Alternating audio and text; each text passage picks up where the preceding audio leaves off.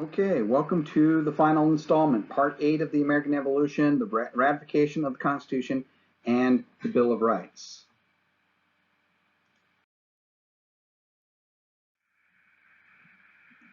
Now, just because they finally had a composed document, a constitution, didn't mean that we had a new government, right? It had to go out for the states for ratification.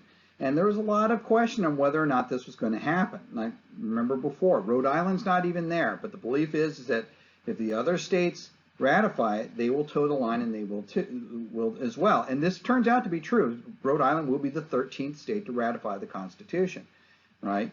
But if any of the big states don't get involved in this, if say Virginia or New York decides not to ratify the Constitution, the odds of it succeeding is extremely thin. So with the state of New York, since it was a possibility that it may not ratify, there was a pretty concerted effort put in place to try and convince the people to ratify the document. And this was done through a series of writings called the Federalist Papers.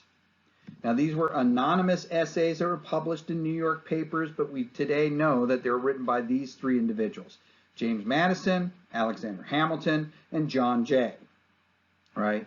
Now, whereas the Constitution, when they negotiated and decided how to build it, they decided in Independence Hall how they're going to form this government, the Federalist Papers explain how that's actually going to work in practice. Why does it do that? Well, because they're trying to convince New York this is how this is going to actually work, and this is why you need to ratify this document, right? So you had the pro-ratification contingency here in the United States, led by people like Alexander Hamilton, and they were called the Federalists. But there were also a group of people who were against ratification, said we don't need this new document, right? And of course, we'll call them anti-federalists. Right? Now, we can go into a lot of detail about the debate between these two, but the one point that the Anti-Federalists made stronger than any other, and the one point in which the Federalists actually had to concede, was the fact that we had a constitution, a governing document, that's supposed to form a republic based on the Lockean ideas of natural rights and natural law, but there are zero natural rights and zero natural laws in it. Says it doesn't make any sense, right? And so even the Federalists said, look, if you get behind ratification, we promise that the first point of order for the first legislature is going to be to create a Bill of Rights, right? The first 10 amendments to the Constitution. So this is in fact what they will do. Right. One of the first pieces of legislation that comes out is the construction of a series of amendments to the Constitution, which will guarantee individuals certain basic rights. These first 10 amendments we call the Bill of Rights. Now, there were initially 12 of them, but 2 of them will not be ratified.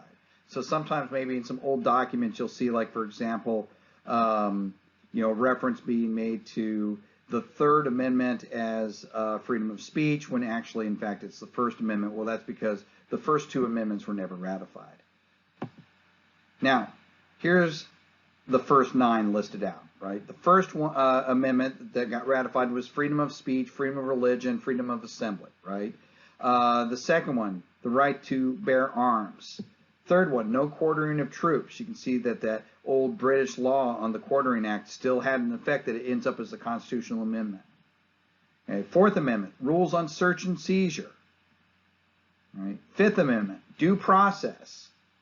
The right to protect yourself from self-incrimination. You cannot be deprived of life, liberty, or property without due process of law. That's such an important natural right in the Constitution that it's actually restated in the 14th Amendment later when we define citizenship. Right? The right to trial by jury. The right to face your accuser. Right? The 7th Amendment, the right to civil trial by jury, right? Which is something that you didn't have everywhere. The 8th Amendment, rules against cruel and unusual punishment, right? Punishment cannot be excessive. And then finally, the 9th Amendment is kind of a catch-all. Protections of rights not specified in the Bill of Rights. In other words, if it says, if it is determined later that something becomes a natural right, then just because it's not stated here in the Bill of Rights does not mean that it's not a protected right. Right? If we forgot anything, this is the catch-all. And then finally, the 10th. Now here, the 10th Amendment throws one last thing in the mix. Remember we talked about the Article 6, Section 2 of the Constitution, which was the Supremacy Clause, right? Which was the federal supremacy of law, right? The federal law can press down on the states. That's part of that vertical checks and balance. The 10th Amendment allows for some pushback in the opposite direction for the states. It states that the power is not delegated to the United States by the Constitution, nor prohibited by it to the states or reserved to the states respectively or to the people. So in other words, that means that if the federal government has not passed some sort of law in which the Supremacy Clause would take precedent, then the states can pass any laws. They maintain that power. Not expressly, like it said in the Articles of Confederation, right? Because you do have the Supremacy Clause, but they do at least get first crack at it.